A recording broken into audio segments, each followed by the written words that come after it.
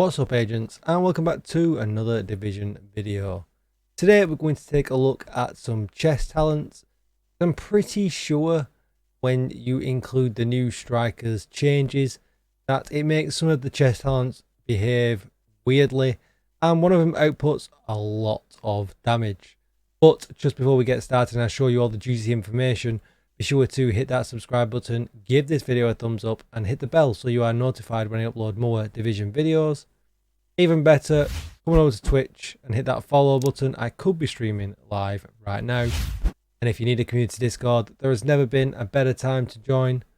You'll find the link down below in the description. And with all that said, let's get started. So this is what I would usually assume is the strongest or one of the strongest AR type strikers builds. And that's purely because it's got glass cannon in. Now obviously I know if you put in the striker's chest piece it potentially could be stronger, but getting them stacks up is incredibly difficult unless it's in certain situations. So if we take that out of the equation and we just compare the chest pieces, you would automatically think that glass cannon is going to be your most damage. And that's purely because you see here, all damage you deal is amplified by 30%. Amplified damage, the best damage in the game, and we get a full 30%. Now, not many people like to run this because you take 60% incoming damage as well, which can make you, just like the talent says, very glass cannon. Now, this isn't going to be like a true DPS test or anything like that, but so what we're going to do, we're just going to run up the numbers, and we're going to see on this dummy here what the top end damage numbers would be. And you're always going to assume they're going to be pretty high. All red, glass cannon, plus the striker's buff. We get to the top of the striker's buff now. The enemy's pulse, so we're getting flatline as well. And then when it hit the damage there, so 1, 3 or 6, we got right at the very top, right? 1, 3 or 6. So I'm just going to write that down. I'm just going to tab out the screen a second so I've got the exact damage number. 1, 3 or 6. 1, 3 or 6. 580. Okay. 580. So then all I'm really going to do now is I'm going to switch over and we'll go to spotter next. So you can see if I compare this chess piece. So we're going to get 10% assault rifle damage different this time instead of the 15% headshot damage, but then all of our red stats are the same. So we just need to put the crit damage mod in. Just so you can see at the moment we're at 60% crit chance with as much critical hit damage as we possibly can. Obviously we get 15% extra headshot damage from the prov. Group O we're going to get 15% extra crit damage, and they're actually calculated in the same damage bracket. They're okay. The only one being different will be the Fenris piece because that gives us assault rifle damage instead. So let's just compare that. So let's just get this here and put this in here. And the third one is, you're guessing right, third one's going to be the one that stands out and is pretty weird.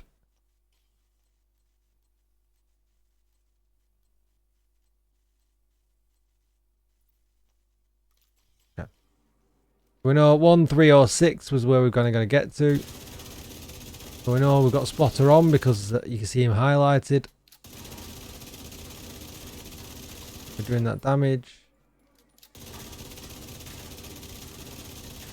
We're all the way at the top. 1, 1, 4, 4. Yeah, so 1, 1, 4, 4, 7, 8, 4. So as expected, because spotter is less damage, it's only 15% amplified damage, but we have also given ourselves an extra 10% assault rifle damage, which is nice. So that would usually be my go-to. You would think, that's the go-to to run. That's what, that you don't have to take the incoming damage, but you're still getting some really good amplified. But what if I told you, why don't you switch over to Group O? Get the crit damage in and take Obliterate. Critical hits increase your weapon damage by 1% for 5 seconds, and it stacks up to 25 times. So it's just 25% weapon damage. And it's got to build up, and you think, well, that's probably not going to come near spotter. Why would it? It's just weapon damage. It doesn't say amplified. Is it really going to beat out Fenris? Because Fenris gives us 10% anyway, you know, and that's only 10% more. Is it really going to be that much of a difference? And Spotter is amplified damage. You just automatically think that Obliterate would come in third. But I think there's something wrong. So when we stack this all the way up, you can see now we're already at a mil then. Really easy. And there we go, they're the damage numbers. So 2, 5, 6, 3, 3, 1. So 1, 2, 5, 6, 3, 3, 1. So out of all three of them there, Obliterate comes in incredibly close. Incredibly close. And without any negative effects. Now that doesn't read right to me. Something feels wrong with, I don't know if it's the striker stacks that's doing that or something. Critical hits increase weapon damage by 1%. So it doesn't say amplified or anything like that, to 25% weapon damage. And even if it was amplified, that's 25% amplified damage. There's not a 5% difference between that and the sacrifice that is giving you 30. They're so close. They're literally like a 1% difference in damage numbers. So something's wrong.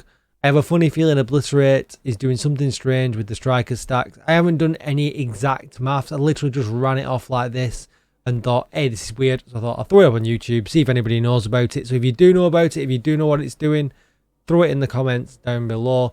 But I will be digging the spreadsheet out and see if I can figure out what's going on. Maybe I'm dreaming it. Maybe nothing is going on. Maybe everything's working as intended.